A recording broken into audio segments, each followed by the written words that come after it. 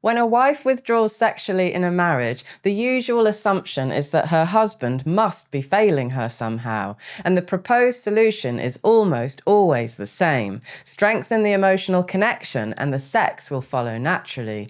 And yes, sometimes that's true, yet for a huge group of couples, that advice is completely backwards, and almost no one in my profession is talking about it.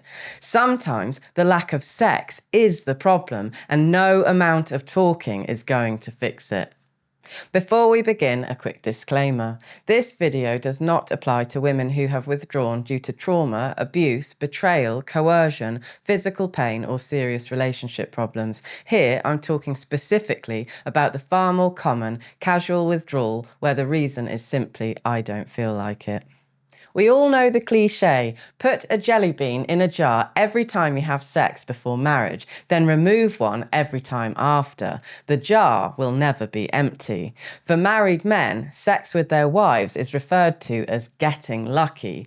These jokes exist for a reason, but are these stories really true? Sadly, yes. This pattern is so consistent in long-term relationships that researchers have spent decades trying to understand why.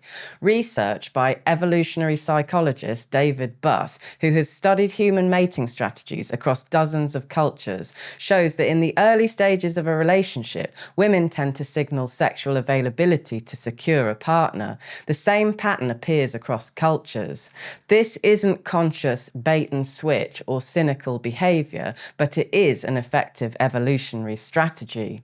Once the relationship is secured, however, things typically begin to change. A 2019 study published in Archives of Sexual Behavior followed newlywed couples over time and found that female sexual desire declined significantly, while male desire on average did not decline at all. UK population data reveals a similar pattern. Women in relationships lasting more than a year are roughly twice as likely as men to report a lasting loss of sexual interest. Now, I can already hear some of you thinking, yes, but surely that's because he withdrew emotionally first. He stopped making her feel safe, so she withdrew sexually. And yes, sometimes that's precisely what happened. But a large-scale study of thousands of newlywed couples showed that improvements in sexual satisfaction predicted future improvements in relationship satisfaction, whereas the reverse was not true. The same 2019 study went even further, finding that declines in female sexual desire specifically preceded declines in relationship satisfaction for both partners.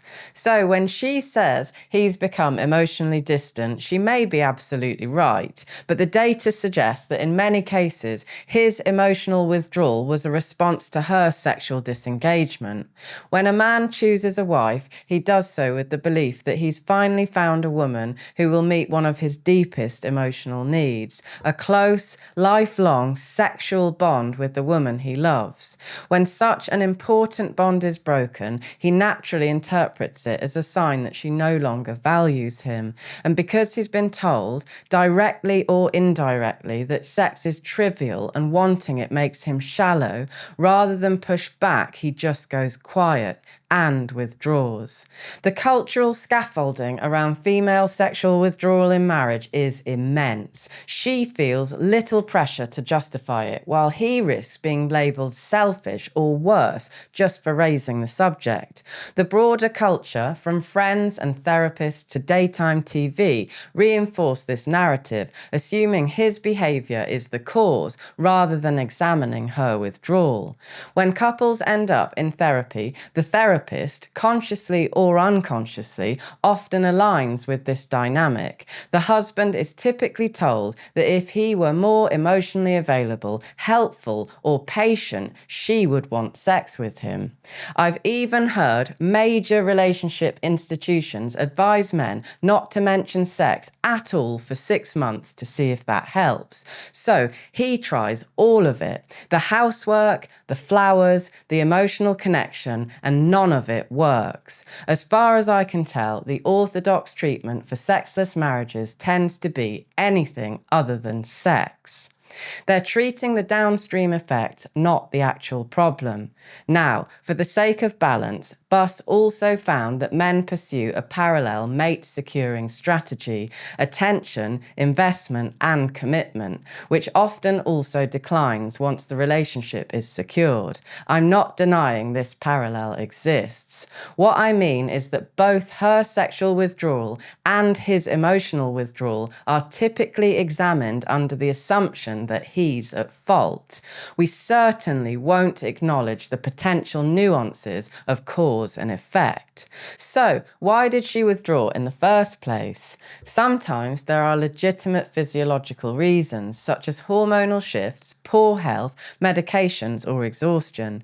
These deserve proper attention, and I've covered them in detail in another video, which I'll link at the end of this one. But in my experience, the honest truth is often much simpler than that. She simply doesn't want to, and it's easier not to, and nobody's going to tell her to reconsider. In my experience, this attitude rarely stems from cruelty or intentional neglect, but more commonly from a lack of understanding.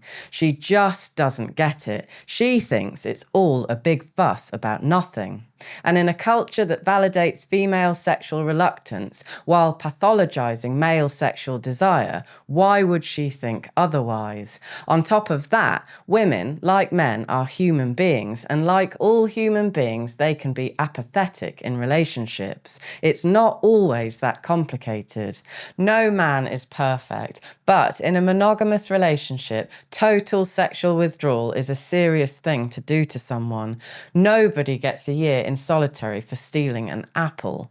However, more often than not, when examining sexless marriages, I fail to see the crime worthy of such a response, and the emotional cost to men is enormous. I hear this from clients constantly, men who have tried everything only to be rejected completely. One man commented here recently, describing 6.5 years without physical intimacy after his wife told him he needed to find something else to focus on to give his life meaning. He ended with, "I've kind of given up on almost everything now, and yet I still love her, which makes the hurt even more so." Until women understand the problem, men will be the problem. But, as Warren Farrell says, women can't hear what men don't say.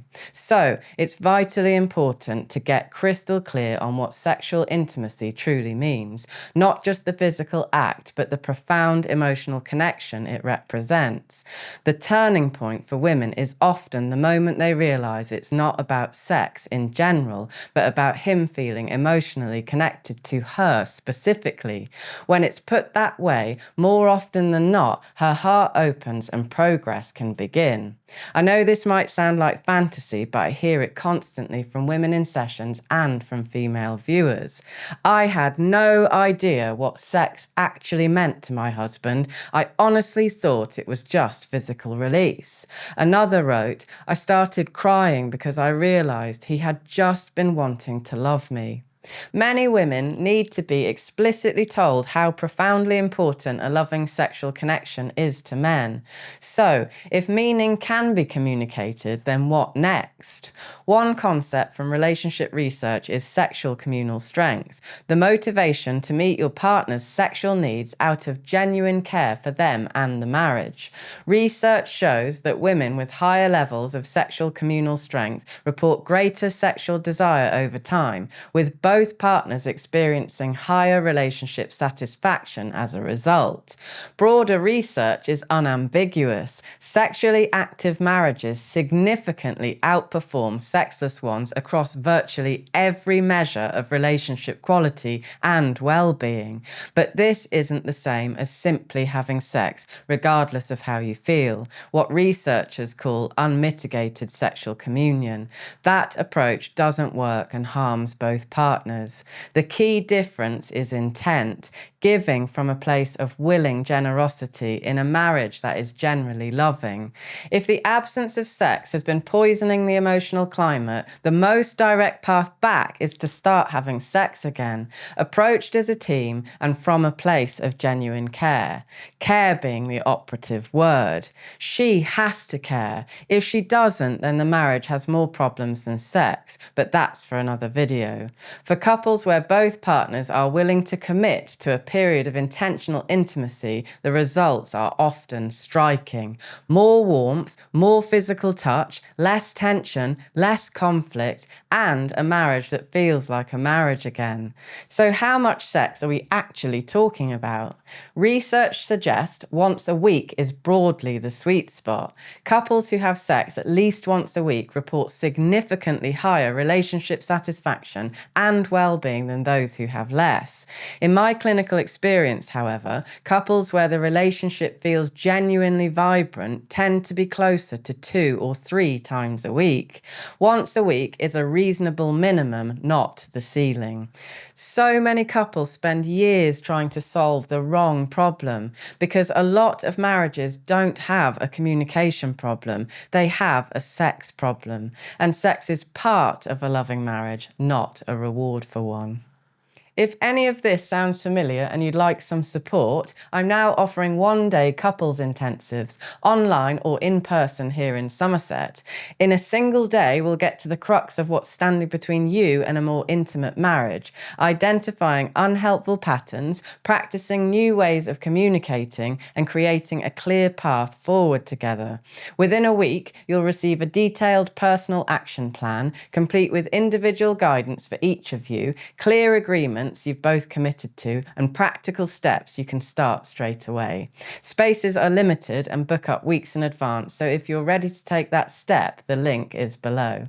If you're a woman watching, check out this video, especially if you're thinking, I get the theory, but it's been so long and I don't even know where to begin. That one's for you.